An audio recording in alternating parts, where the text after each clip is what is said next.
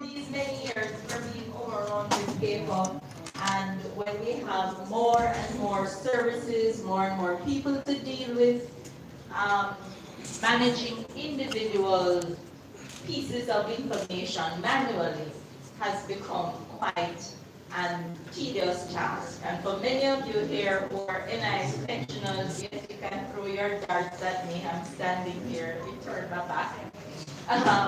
I know that we have not been the best in terms of some of our customer service standards with national insurance.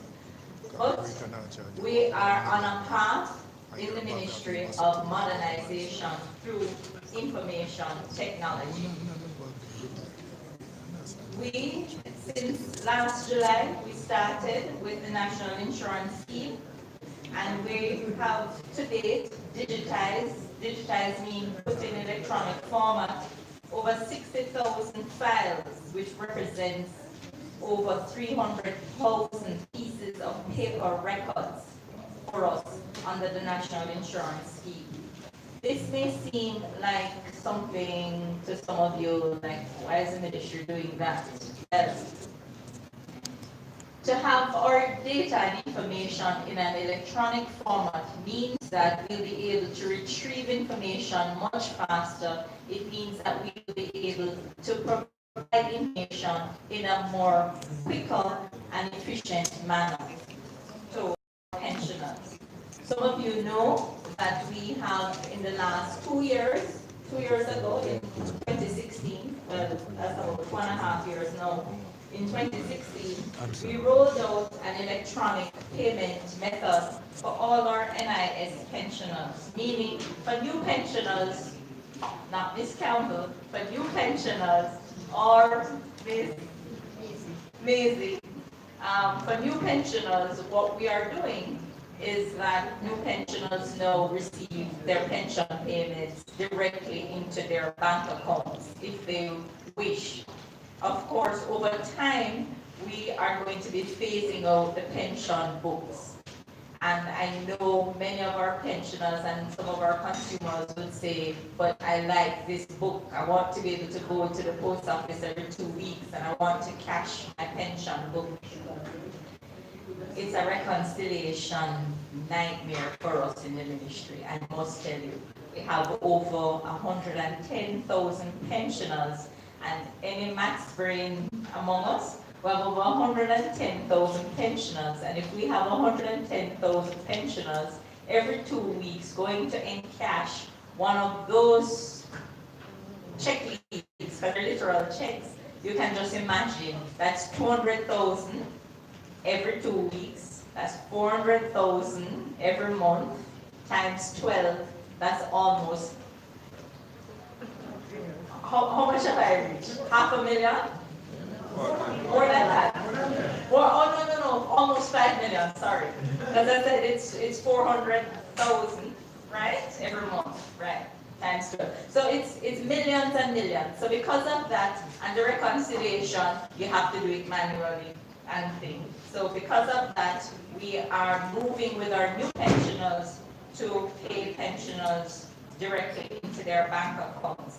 For the 2019-20 financial year, our target is to increase that amount to 30%. So now we have roughly 20% of our pensioners receiving payments directly into their bank accounts. By the end of March 2020, we want to make that be 30% of pensioners receiving their payments. And we know it's a lot easier if you get your money directly into your bank account. You can spend it how you want, you don't have to go to the post office and so forth. Now, our vision in the ministry is to have all our benefit applications online in order to increase accessibility. And come April of this year, that is next month, we will be piloting an automated application process for funeral grants, that is for national insurance pensioners. we're going to be piloting that process at our Ripon Road office. And by the end of the year, we will have ironed out all the kinks so that when persons make their funeral grant applications, we will be able to make that payment within 2 weeks. Currently, I don't want to tell you what the timeline is currently. It is not something I'm proud of, so I'm not going to repeat it, but our target is to get to where once an application comes into us, within 2 weeks, meaning once everything is provided, of course, because if you don't give us all the information, then we can't process. Exactly.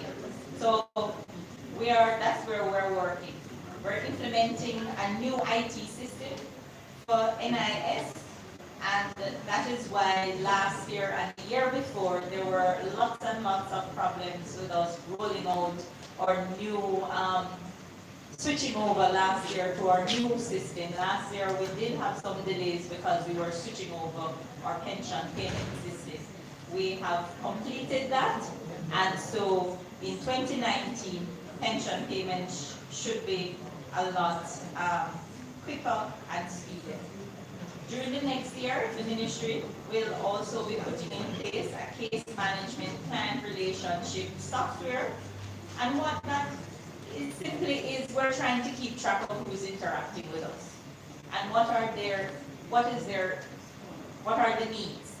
So the ministry is a large ministry. We have lots of programs. We have work permit, we have PATH, we have NIS. We deal with persons who have met with some misfortune, like people who have been affected in times of disasters and so forth.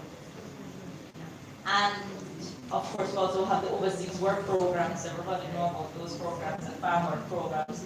But we don't have one system that is a repository where we know who comes into us every day, what are they here about, what are their services, so that what are the services that they're demanding, so that we can properly plan for the needs of our clients. So we are going to be working on that, and the intention is that by the end of 2021, we should have a new system or a system in place. Getting my St. Anne office or my St. Thomas office or whatever. He said, no, what is going to happen is that when you use this, when we have this, they're going to be calling one number, you can have a bank of almost like a call center of persons answering your phones, and then they connect to whoever they want, whether it's in St. Thomas, Hanover, St. Anne, wherever. So gone will be the days when you're trying to get through to the ministry and the phone rings and rings and rings and rings and rings and rings and rings, and you said, that damn ministry, why don't you answer the phone? Ministry. It's not there yet, but it will soon be behind us. Not necessarily. Huh? Not necessarily. I've seen where you call it, you get it. All our operators are presently engaged. Please stay on the line. Ray. Your call is important to us, and you did it for about half an hour and all of that. Well, we will have to try and manage that to make sure that you don't have a half an hour wait. But what it will do for us is that it will enable us to have one center where you call. Right now, every parish office has to have different phone numbers, different landlines, all of our offices. So now you call this one number and then you can be connected to the individual office. It will save us the old office to the new office and getting the timing right, so that you don't disrupt communication. So, we are moving also with our work permit system to have a new work permit system in place. Right now, our process and our system is very manual. It's very paper-based. Applying for work permit is a lot of paper. Where we're going is similar to what happens, for example, when you go to the Canadian High Commission to apply for a visa, you have to do it online. And yes, we know that there are going to be some challenges there, but, do you know what happens when you have a lot of paper, apart from it being difficult to track? Anybody know? I'm not saying that this happens in my system, but you know when you have a lot of paper,